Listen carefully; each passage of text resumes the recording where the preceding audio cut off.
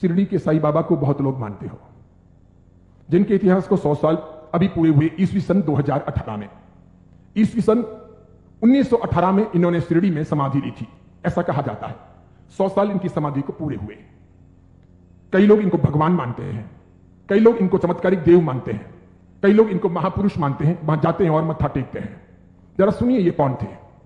मेरा दावा है, हिंदू हो या जैन हो, जो इनको मानते हैं उन 100 में से 99 लोगों को भी ये पता नहीं है कि ये कौन थे। 99 लोगों को भी ये पता नहीं है कि ये कौन थे, कौन है, इन्हें क्यों लाया गया, ये 99 को पता नहीं। बेवकूफी की पराकाष्ठा देखो, जब पता नहीं और मानते हैं, पता नहीं और स्वीकार करते हैं, पता नहीं और पूछते हैं।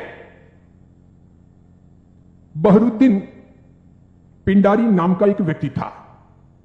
ये अफगान से यहां आया था। ये पिंडारी जाति का था। ये मैं तब की बात कर रहा हूं जब औरंगजेब का खात्मा हो चुका था और मुगल साम्राज्य समाप्ति की ओर आगे बढ़ रहा था।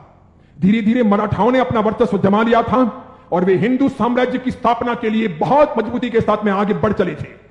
भारत के अंदर, भारतवर्ष के अंदर, अखंड हिंदुस्तान में जोरदार हिंदुत्व साम्राज्य का, हिंदू साम्राज्य का विस्तार होने जा रहा था। मैं तब की बात करता हूं।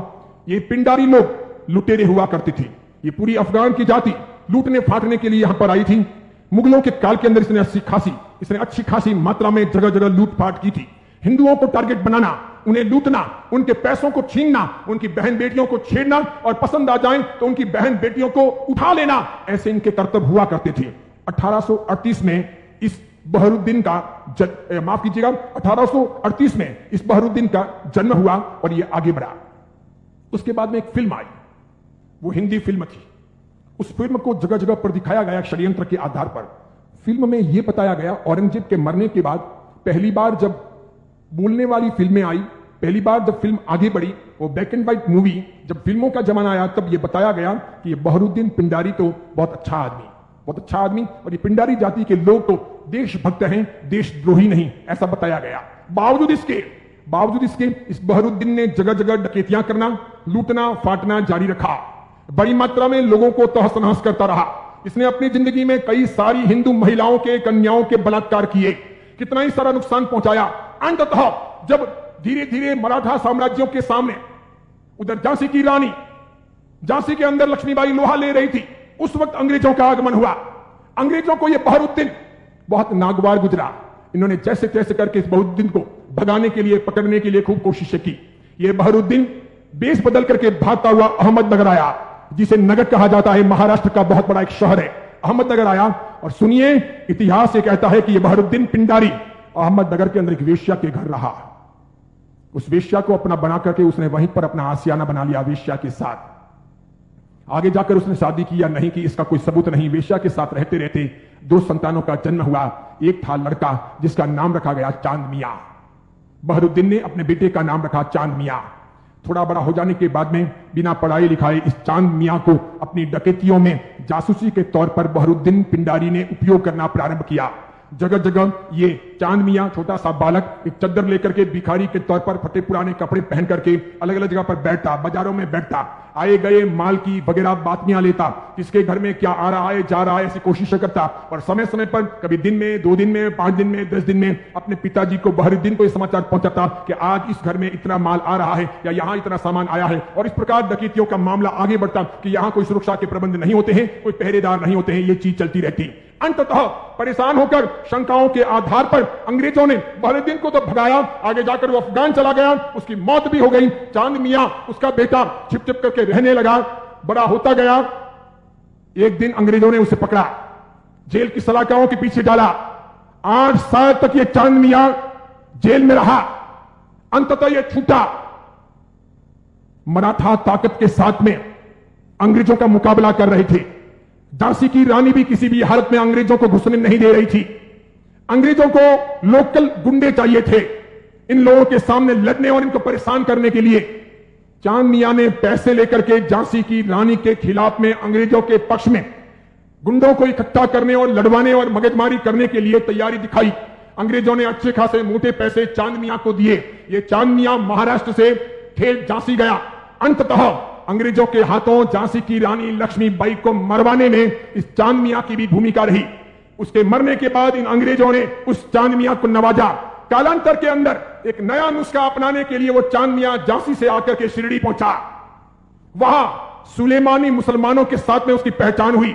मूल अफगानी पिंडारी जाति का ये चांद मियां बहरूद्दीन का बेटा वहां जाने के बाद में सुलेमानों के साथ में परिचय में आकर के सुलेमानों के लिए काम करने लगा।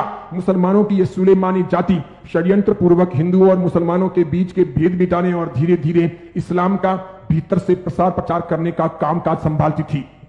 ये स्लो पॉइजन देकर के धीरे धीरे लोगों को मुसलमान बनने के लिए अलग अलग तौर तरीकों से कब्रों पर ले जाने या फिर अलग अलग दरगाहों पर ले जाने, उन्हें बदलने, उन्हें चमत्कार दिखाने के तौर पर परिवर्तित करने का काम करती थी। उनको ये चांद मियां मिल गया। वहां इसके लिए एक मस्जिद बनाई गई। मस्जिद का नाम हिंदू रखा गया, इस्लाम की मस्जिद नहीं रखी गई। लोगों को भ्रमित करने के लिए मस्जिद का नाम इस्लाम नहीं रखा गया, मस्जिद का नाम हिंदू के तौर पर रखा गया। इस इंसान ने अपनी जिंदगी में कभी कुछ काम किया हो, कोई साधना की हो, कोई धर्म चलाया हो, कोई धर्म ग्रंथ लिखा हो, कोई बहुत बड़ा व्यापक काम किया हो, ऐसा एक भी उल्लेख आज तक भारतीय इतिहास में नहीं है। सुनिएगा, यही चांद मियां सुलेमानों के परिचय में रहने के बाद धर्म परिवर्तन करवाने, चमत्कारों के आधार पर लोगों को भरमाने के लिए साईं बाबा बनाए गए। इसी चांद मियां का नाम आगे हुआ साई। किसने नाम दिया? सुलेमानों ने। उसके लिए एक मस्जिद बनाई गई।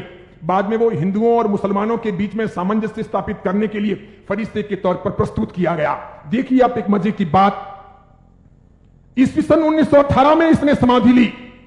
उसके पहले फिल्में जब आती थी तब हिंदुओं और मुसलमानों के बीच का बहुत बड़ा भेद था, बहुत भेद। हिंदू मुसलमानों को पसंद नहीं करते थे भारत में, और मुसलमान हिंदुओं को पसंद नहीं करते थे।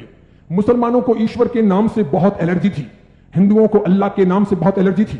अगर आप थोड़े बहुत भी अपने प्राचीन काल में जाएं, मेरे जमाने के आसपास पहुंचे, ईस्वी सन 60 और 70 के दशक में पहुंचे, ईस्वी सन 1960 1970, और तब के जमाने में जितनी फिल्में आई तो फिल्मों में कहीं ना कहीं अल्लाह लाने पड़ते थे या फिर ईश्वर लाने पड़ते थे। बिना उनके काम चलता नहीं था। इन फिल्मों के आधार पर ही फिल्में हिट होती थी, फिल्में चलती थी। उस समय मत लटके मटके लेना, कमर को नचाना, ठुमके लेना और उससे फिल्म चल जाएगी, ऐसा होता नहीं था। उस जमाने का जमाना ऐसा था नहीं कि आज की हीरोइनें चल जाएं, थोड़े बहुत लटके मटके ले और फिल्म रातों रात कम कपड़ों के आधार पर फेमस हो जाए, ऐसा था नहीं। उस जमाने का कल्चर ऐसा था कि कहीं ना कहीं रिलीजियन, धर्म बीच में लाना पड़े। अल्लाह लाओ तो हिंदू नहीं देखेंगे, ईश्वर लाओ तो मुसलमान ऐतराज करेंगे। और देखो मजे की बात, अधिकांश प्रोड्यूसर मुसलमान थे। अधिकांश पाकिस्तान से, सिंध से, पंजाब से और कश्मीर से आए हुए हीरो और हीरोइन ये भी मुसलमान थे। लेकिन नौबत ये थी कि ये मुसलमान हिंदुस्तान के बाजार में अपने असली नाम से चल नहीं सकते, और इसीलिए दिलीप कुमार मुसलमान, उसको अपना नाम बदलना पड़ा। मीना कुमारी मुसलमान, उसको अपना नाम बदलना पड़ा। सुरैया देवानंद से शादी करना चाहती थी, लेकिन मुसलमान होने के नाते स्वीकार नहीं किया गया। पिता ने अनुमति नहीं दी कि हिंदू के साथ शादी नहीं हो सकती, उसे भी अपने नाम बदलने पड़े। 15-20 से अधिक ऐसे हीरो हीरोइन हैं 1960, 1970 और 1980 के दशक के, 1960, 1970 और 1980 के दशक के जिन मुसलमानों को मार्केट में चलने के लिए, स्ट्रेटेजी बनाने के लिए अपने नाम बदलने पड़े, वो मुसलमान थे, उनको हिंदू दिखावा करना पड़ा। इधर देखो, जावेद अख्तर हो, सलीम खान हो, नौशाद हो और महमूद खान हो, ये सभी ऐसे प्रोड्यूसर थे जो जन्म से मुसलमान थे, इरादे से मुसलमान थे, हैं भी। इसके सिवाय अन्य आए और इन लोगों को अपनी फिल्में चलानी थी। इन लोगों ने एक तौर तरीका चलाया कि मुसलमान होने के नाते हिंदुत्व का समर्थन कर नहीं सकते और हिंदू देवी देवताओं को अपने को भ्रष्ट बताना है। क्योंकि आप पुरानी फिल्में देखिए और आज की फिल्में देखिए, किसी भी अल्लाह को कभी गाली नहीं दी जाती, किसी मस्जिद के ऊपर सवाल नहीं किए जाते, कभी कुरान के बारे में कुछ बोला नहीं जाता। लेकिन हिंदू देवी देवताओं की फिल्मों में मजाक होगी। किसी भी हिंदू देवी देवता को मानने वाले पंडित पुजारी को भ्रष्टाचारी, नालायक, रैप करने वाला बताया जाएगा, लेकिन किसी पादरी को, किसी भी मौलवी को रैप करने वाला या भ्रष्ट काम करने वाला नहीं बताया जाएगा। ये सब योजनाएं थी, वो मुसलमान प्रोड्यूसरों ने आगे बढ़ाई। बढ़ाते बढ़ाते उन्होंने वहां बढ़ाई कि उन्होंने देखा कि किसको लाया जाए। तब उन लोगों को साईं बाबा को लाना ठीक लगा कि ये है तो मुसलमान, लेकिन हिंदुओं के बीच में खप जाएगा, है मुसलमान, हिंदुओं के बीच में बिक भी जाएगा, है मुसलमान, हिंदू मुस्लिम के बीच में अपना रास्ता अच्छा सा तय करवा देगा। तो पहली आई 1977 में फिल्म अमर अकबर एंथोनी। ऋषि कपूर ने उसमें इस साईं बाबा के नाम पर एक लाजवाब गीत गाया, हाथों हाथ वो बिका। फिल्म बहुत चली, देखो आप, फिल्म हिट हुई, बाबा भी हिट हो गए। फिल्म हिट हुई, बाबा भी हिट हो गए। मुझे यह बताओ साईं बाबा का कौन सा धर्म ग्रंथ है? उन्होंने अपनी जिंदगी में, ये चांद मियां ने जो 8 साल तक जेल रहे, पिताजी के लिए जासूसी का काम किया, अंग्रेजों के हाथों बिके, झांसी की रानी लक्ष्मीबाई को मरवाने में जिसकी भूमिका रही, मराठाओं को बदनाम करने के लिए उसने बहुत काम किया, मराठाओं के स्वाभिमान को तोड़ने के लिए उसने बहुत काम किए, क्योंकि मराठा एकदम पक्के कट्टर हिंदुत्ववादी, उन्होंने ये मंजूर नहीं था, तो उनके स्वाभिमान को ठेस पहुंचाने के लिए उसने बहुत काम किए। और उस आदमी को रातों रात साईं बाबा बना दिया गया, महिमा मंडित कर दिया गया। कैसी जोरदार ये सेल्स पॉलिसी थी, हाथों हाथ बाजार में बिके। कैसे बिके कि जब पहली बार 1918 में इन्होंने समाधि ली, तो 1918, 1919, 1920, 1921, 1922 का ऑडिट देखिए, तो इनके शिरडी के साईं बाबा मंदिर का ऑडिट का आमदनी का स्रोत है 1800 रुपए, 2000 रुपए, 2500 रुपए, आखिर में है 3200 रुपए। 1918 से 1925 के बीच में 3200 रुपए की आमदनी वाले ये बाबा क्या हिट हुए, और पागलों की तरह हिंदुओं ने और जैनों ने कितना उनको हिट किया, कितने वो वहां गए, कितने मत्थे टेके और कितना पैसा बर्बाद किया कि आज शिरडी के साईं बाबा के मंदिर की वार्षिक आमदनी है 371 करोड़, 371 करोड़। वहां मुसलमान जाने वाले 5% भी नहीं, वहां जाने वाले मुसलमान 5% भी नहीं, और जाने वाले हिंदू और जैन 95%, पैसे खर्च करने वाले अधिकांश 95%। मुझे बताइए हिंदू धर्म के कौन से ग्रंथ में इनके बारे में क्या लिखा है? उपनिषदों में, वेदों में, महाभारत में, रामायण में, उसके बाद के किसी साहित्य में कि कभी शिरडी के साईं बाबा होंगे या हुए हैं, या वो फरिश्ते हैं, वो कोई अवतारी हैं, वो कोई हिंदू देवी देवता हैं? बिल्कुल नहीं। लेकिन हिंदू धर्म को भ्रष्ट करने, उनको बहलाने फुसलाने के लिए काम किया गया, और ये सफल हो गया, हाथों हाथ ये बिक गए। आज तो देखिए, आज हिंदुस्तान के अधिकांश हिंदू मंदिरों में हिंदुओं के देवी देवता छोटे हो गए हैं, साईं बाबा बड़े हो गए हैं।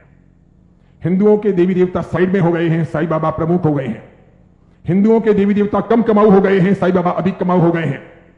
जिसको भी अपनी दुकानदारी चलानी हो और भगवानों के नाम पर, देवी देवताओं के नाम पर पैसा कमाना हो, साईं बाबा की मूर्ति ला दो। आप भी प्रयोग कर सकते हो। दुकान बराबर नहीं चलती हो तो दुकान के बाहर बिठा दो, धनाधन उसका गल्ला अच्छा चलेगा, आपकी दुकान के गल्ले से भी अच्छा।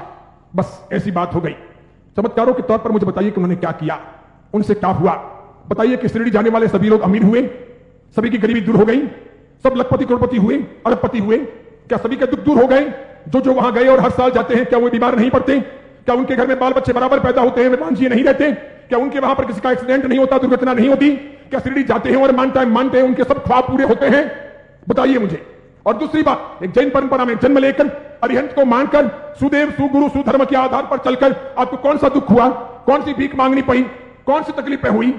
अरे मजारों पर जाकर अगर बीमारियां दूर हो सकती थी, कब्रिस्तानों पर जाकर अगर बीमारियों से हम मुक्त हो सकते थे, या शिरडी के साईं बाबा के वहां पर मत्था टेक करके हम अपने रोगों से मुक्त हो सकते थे, तो फिर बड़े बड़े अस्पतालों के निर्माण की आवश्यकता क्या थी? बीमारियां जब मजारों पर और शिरडी के साईं बाबा के वहीं पर दूर हो जाएगी, तो फिर अस्पतालों की जरूरत क्या है? कितनी बड़ी मात्रा में हिंदुओं का शोषण हो रहा है। देखना आप, आने वाले कुछ समय के बाद हिंदू धर्म 2 भागों में बंट रहा है। आज मैं उद्घोषणा कर रहा हूं, ये बहुत बड़ी भविष्यवाणी है। इन दोनों के बीच में गहरा संघर्ष चलेगा, और इन दोनों के बंटवारे में, इन दोनों की लड़ाइयों में दूसरे धर्म के लोग हावी हो जाएंगे। वे अपना रास्ता तय कर लेंगे, और इस प्रकार उनका षड्यंत्र सफल हो जाएगा। आगे जाकर के अब 2 प्रकार के हिंदू आपको देखने को मिलेंगे। हिंदू धर्म 2 भागों में बंटेगा, एक साई भक्त हिंदू, दूसरे सनातनी हिंदू। 2 प्रकार के हिंदू आपको देखने को मिलेंगे। एक वे जो साईं बाबा को मानते हैं, दूसरे वे जो साईं बाबा को नहीं मानते हैं। कई सारे हिंदू पंडित पुजारी हैं, कई सारे हिंदू संत महात्मा हैं, उनको भी अक्ल नहीं है। वे भी शिरडी के साईं बाबा के वहां पर जाते हैं और उनको मानते हैं और उनके मंदिर बनाते हैं और उनकी पूजा करते हैं। उनको पता नहीं कि राम का इतिहास है, कृष्ण का इतिहास है, बजरंग बली का इतिहास है, महाभारत का इतिहास है, रामायण का इतिहास है, देवी देवताओं का इतिहास है। इनका कोई इतिहास नहीं। ये हिंदू नहीं, ये साधक नहीं। जैन साधु साध्वी भी शिरडी जाते हैं तो यदा कदा दर्शन करने के लिए वहां चले जाते हैं और कर्म फोड़ के चले जाते हैं। कितने बेशर्म होते हैं ऐसे जैन साधु साध्वी। क्यों उन्होंने पंच महाव्रत लिए हैं?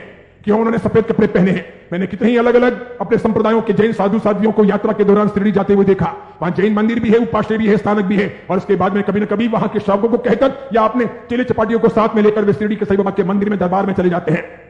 जिस इंसान ने बलात्कार किया, डकैतियां की हो, चीना चपटी की हो, जिसने झांसी की रानी को मरवाया हो, जिसने हिंदुत्व का नाश किया हो, जिसका ऐसा कामकाज रहा हो, उसको रातों रात फरिश्ता बनाया गया हो और उसे हम पूजे। ये कौन से देवी देवता हुए? ये कौन सा चमत्कार हुआ? ये क्या क्या साधना के उच्चतम बिंदु हुए? बताइए, आदर्श कहां है? नैतिकता कहां है? योग्य योग्यता कहां है? बहुत सारे लोग ख्वाजा मोइनुद्दीन चिश्ती की दरगाह पर जाते हैं,